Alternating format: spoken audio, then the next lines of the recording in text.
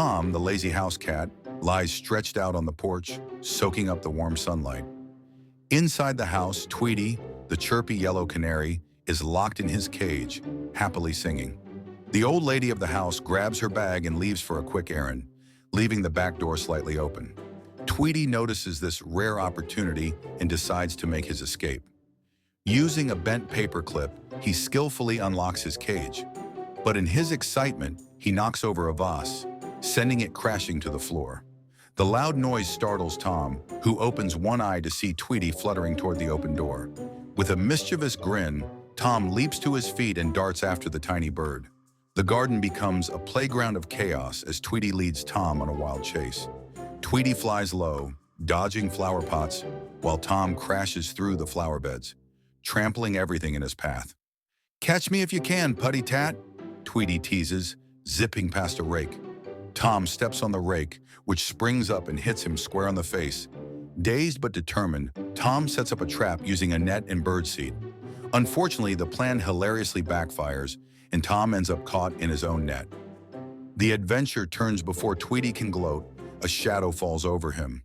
A menacing hawk swoops down, snatching Tweety in its talons. "Help, Putty Tat!" Tweety screams, flapping his wings desperately. Tom's eyes widen in shock. Forgetting their rivalry, he springs into action. With remarkable agility, he climbs a tall tree and leaps from branch to branch, chasing the hawk. The hawk soars over a river, but Tom refuses to give up. Spotting an apple on a tree, he hurls it with precision, striking the hawk and causing it to lose its grip. Tweety breaks free, but he tumbles into the rushing river below. Without hesitation, Tom dives into the water.